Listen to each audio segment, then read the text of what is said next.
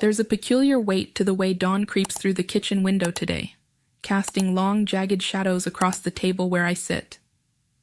I'm Angela, 33 years old, and right now, I'm a stranger to myself. My hands, usually steady as I sketch designs for clients, tremble around a mug of tea that's gone cold. I can't tear my eyes away from the empty chair across from me, Ethan's chair. My husband of 6 years, 35, and a project manager at a construction firm, always fills this space with his quiet strength. We've built a life together in this modest 2-story house in a sleepy Ohio suburb, a sanctuary of sorts, where the hum of lawnmowers on weekends and the distant bark of a neighbor's dog are the loudest intrusions.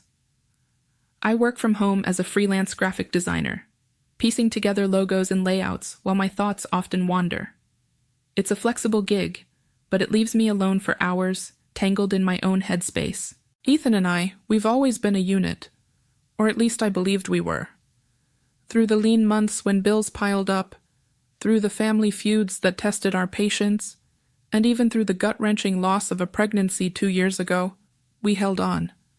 I can still feel the warmth of his hand in mine during those dark days, the way he'd pull me close without a word, just letting me breathe against him. There are these little moments that stitch us together, Sunday mornings on the porch, sharing a single cup of coffee while the world wakes up, passing it back and forth like a silent promise, or the way he hums old rock tunes, slightly off-key, while he shaves in the bathroom, the sound drifting through the house like a familiar melody.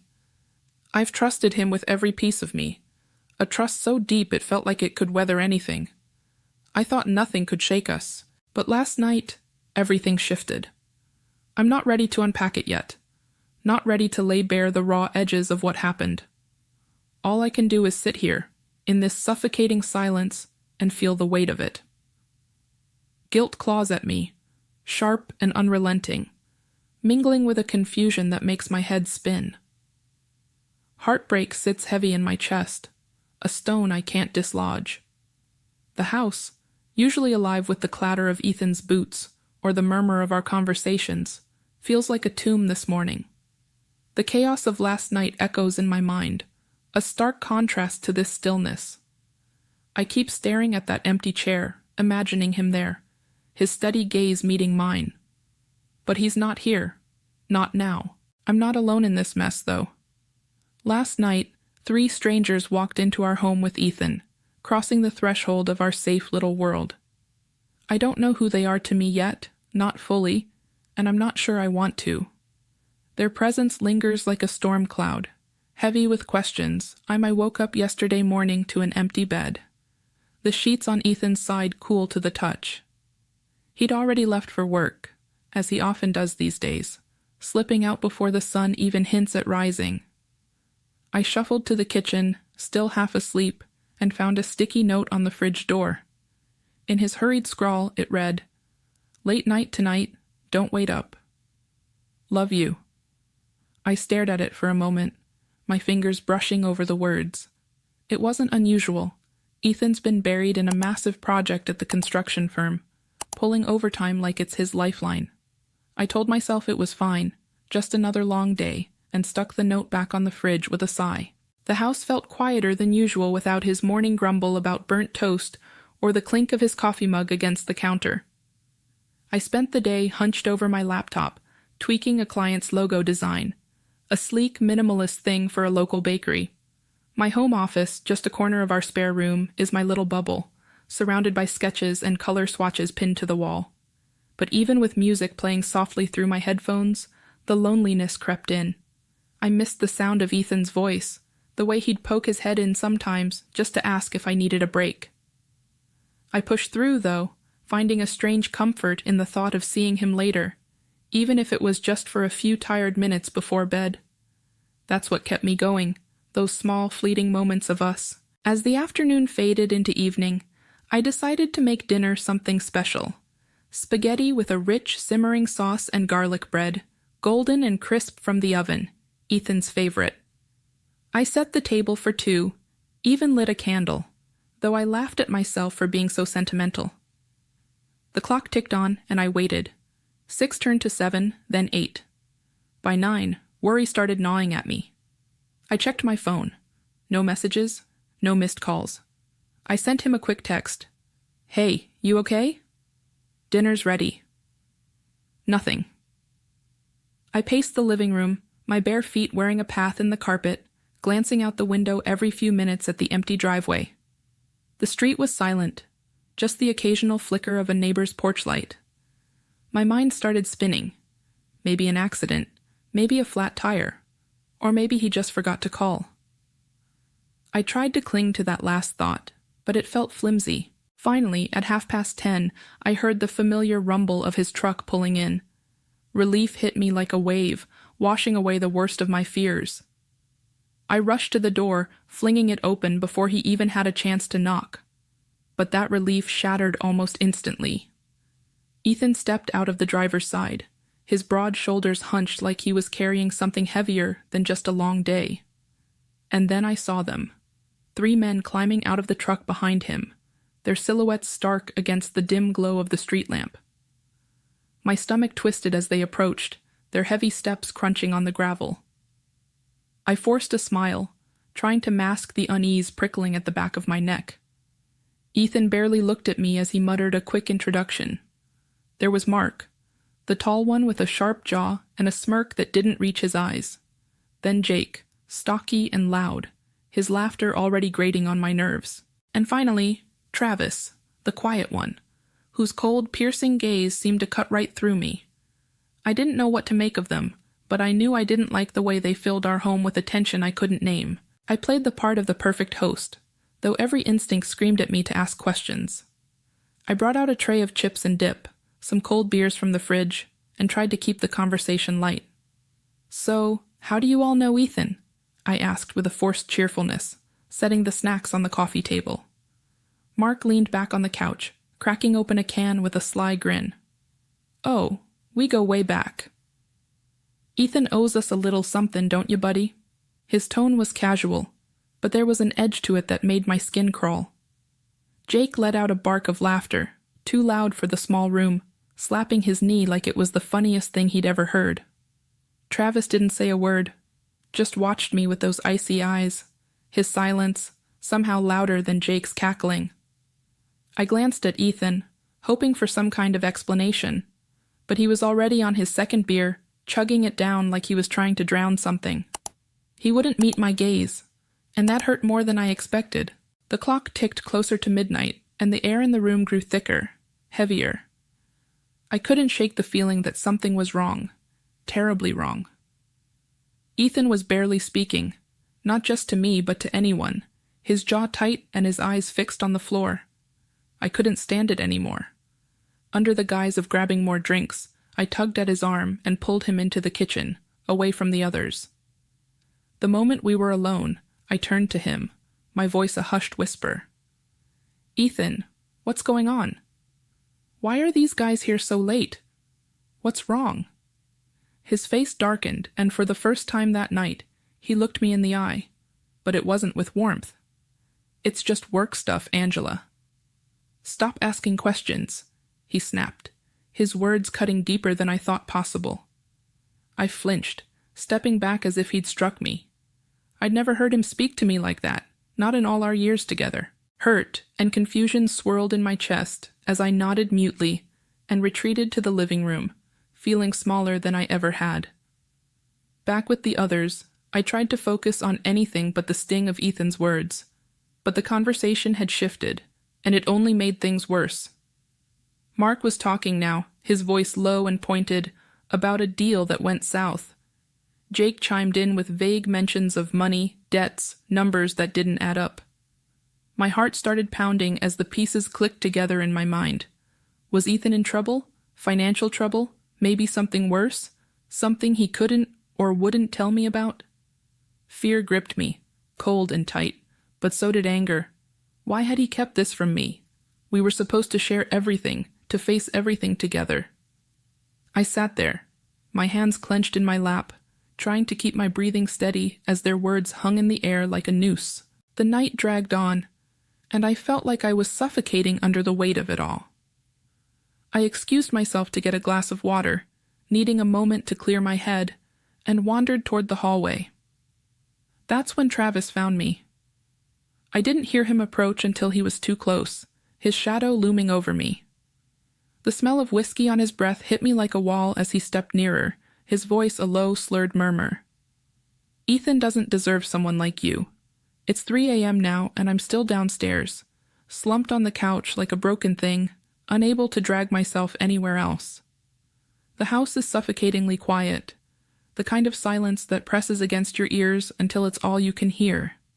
My chest feels like it's caved in, a tight, aching knot that won't loosen no matter how many shallow breaths I take. My hands are clammy, sticking to the fabric of the throw blanket I've pulled over my lap, though it does nothing to warm the cold seeping into my bones. My eyes burn, raw from tears I haven't let fall yet, because if I start, I'm not sure I'll stop. I keep glancing at the staircase, that dark looming path to the second floor, hoping, praying. I'll hear Ethan's footsteps coming down. But there's nothing.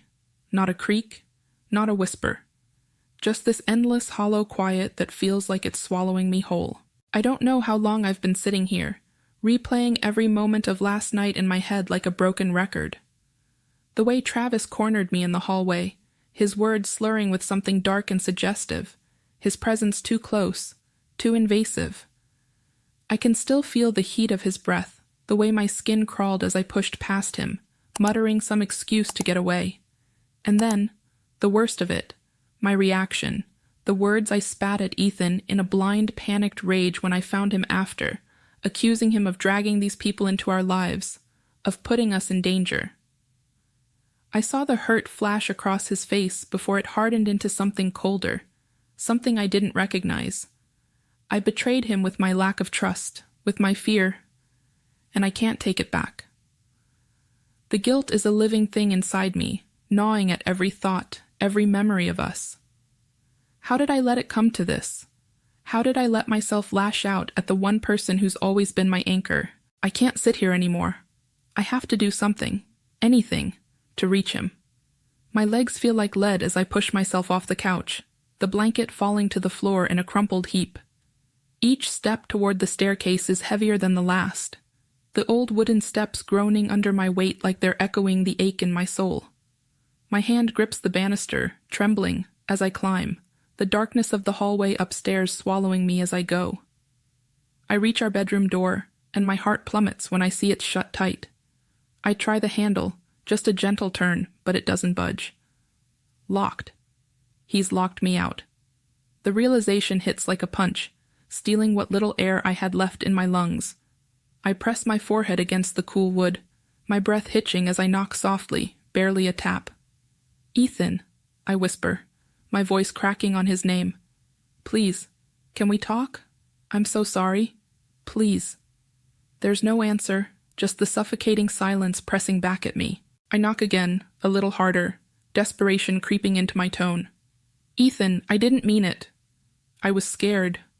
Please, just let me in." Still nothing. It's like I'm pleading with a void. My knees give out, and I slide down to the floor, my back against the door, the cold hardwood biting into my skin through my thin shirt. That's when the tears finally come. Quiet at first, just a trickle, but soon they're spilling over, silent sobs shaking my shoulders. I bury my face in my hands, trying to muffle the sound, not wanting him to hear me like this, not wanting to burden him with more of my mess. But the pain is too much to hold in. I keep seeing his face, the way it shuddered when I yelled at him, the way he turned away from me like I was a stranger. Was it fear that made me snap? Was it anger at him for bringing Mark, Jake, and Travis into our home, for letting their shadows taint our safe space? Or was it something deeper, something uglier, a doubt I didn't? It's late morning now, and I've been pacing the house for hours, my bare feet wearing grooves into the hardwood as I try to piece together the right words. My mind is a storm, thoughts crashing against each other with no reprieve. I've been up since before dawn, unable to sleep after last night's wreckage, after the way I shattered everything with my accusations, and the way Ethan shut me out, literally and figuratively. The memory of that locked bedroom door stings like a fresh wound. I need to fix this, or at least try, before the silence between us hardens into something permanent. I head to the kitchen, deciding to make coffee, hoping the familiar ritual will steady my shaking hands. The scent of freshly ground beans fills the air as I pour hot water into the French press, the steam curling up like a fragile hope. I make 2 mugs, just in case, and carefully carry one to the guest room door, where I know Ethan retreated after our fight. I set it down gently on the floor, a small peace offering, a silent plea for him to come out, to talk, to let me make this right. Then I retreat to the kitchen, clutching my own mug like a lifeline, waiting for any sign of him. The clock creeps toward noon, each tick sounding louder in the oppressive quiet of the house. I'm sitting at the kitchen table, staring at the steam rising from my untouched coffee, when I hear the faint creak of a door upstairs. My heart leaps into my throat, a mix of dread and desperate anticipation.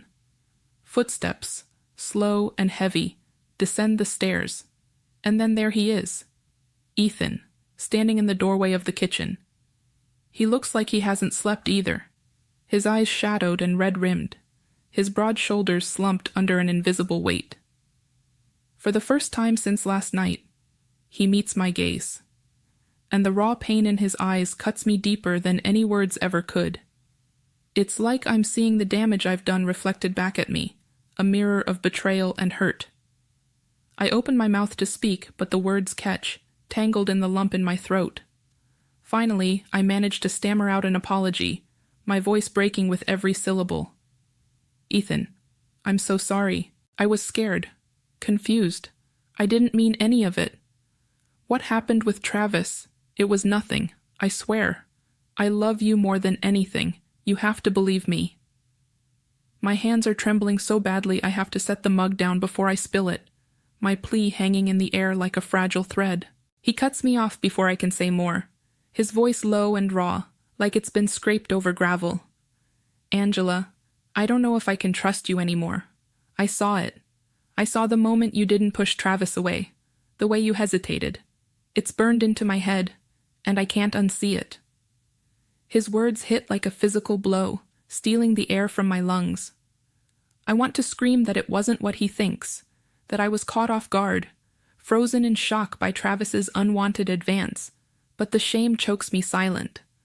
I can still feel the ghost of that moment, the way Travis's presence loomed too close, the unspoken intent in his gaze that made my skin crawl. But Ethan doesn't wait for me to explain. He keeps going, dropping a bombshell that makes my world tilt even further off its axis. And those men, Mark, Jake, Travis, they weren't just work friends. I owe them money, a lot of it. I made a bad investment a while back, thought I could turn it around, surprise you with a big payoff. But it fell through, and now they're on me, pressuring me to pay up. I didn't know how to tell you. I didn't want you to see me as a failure. His confession hangs heavy between us, a new layer of betrayal that stings in a different way. I stare at him, my mind reeling. All this time, he's been carrying this secret, this burden, alone, while I've been so wrapped up in my own fears and doubts. He looks down at it's been 2 days since Ethan walked out, and this house feels like a crypt, cold and lifeless, echoing with the ghosts of what we used to be. I wander through our shared spaces, each room a minefield of memories that cut deeper than I thought possible. In the kitchen, his favorite mug sits on the counter, still unwashed from the last time he used it, a faint ring of coffee staining the inside like a mark of his absence. I pick it up, my fingers tracing the chipped edge, remembering how he'd laugh about how it was lucky despite its flaws. Down the hall, in the living room, the half-finished puzzle we were working on lies abandoned on the coffee table, pieces scattered like the fragments of our trust. I can almost hear his patient voice, guiding me to find the right fit, teasing me when I'd force a piece that didn't belong. And the couch. Oh, that dent in the cushion where he always sat, his spot, feels like a void I can't fill. I sink into it, pressing my hand into the fabric, as if I could summon him back through sheer will.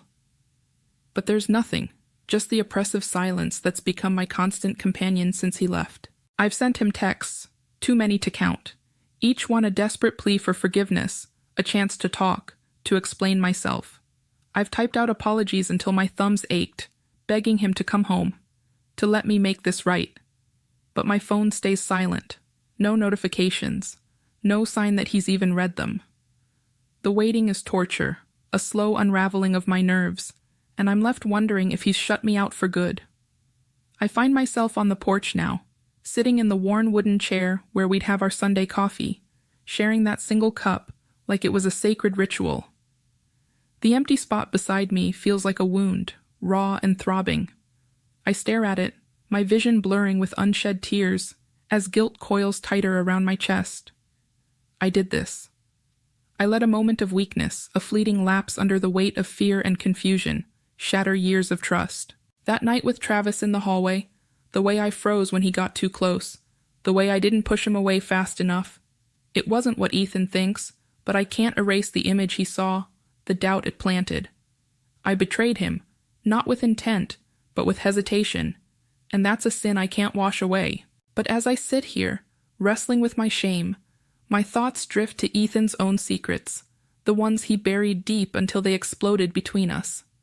He hid his financial troubles, the debt he owed to Mark, Jake, and Travis, the bad investment he thought he could fix without me ever knowing. He carried that weight alone, shielding me from the truth, maybe to protect me, maybe out of pride. I don't know. But it stings, realizing we both kept things from each other, built walls where there should have been bridges. Maybe that's why we're here, broken and apart, because we stopped being fully honest, stopped leaning on each other the way we promised to. I've spent hours turning this over in my mind, dissecting every choice, every silence, wondering if we were doomed to crack under the pressure of our unspoken burdens. I can't just sit here, though, drowning in regret. Waiting for him to come back, to answer my texts, feels like surrendering to the void. If there's anything left of us, anything worth salvaging, I have to fight for it. I pull out my phone, my hands unsteady, and search for a therapist in the area. My thumb hovers over the call button for a long moment before I press it, scheduling a session for next week. I need to unpack this mess inside me, to understand why I reacted the way I did, why I let fear and doubt steer me into betrayal. I need to work on myself, not just for Ethan, but for me, to be better than the person who hurt him. After the call, I feel a flicker of something, maybe not hope, but determination, a resolve to face my flaws head-on. Later, I don't forget to subscribe, like, and comment if you enjoyed this story. This will help us create more engaging stories for you.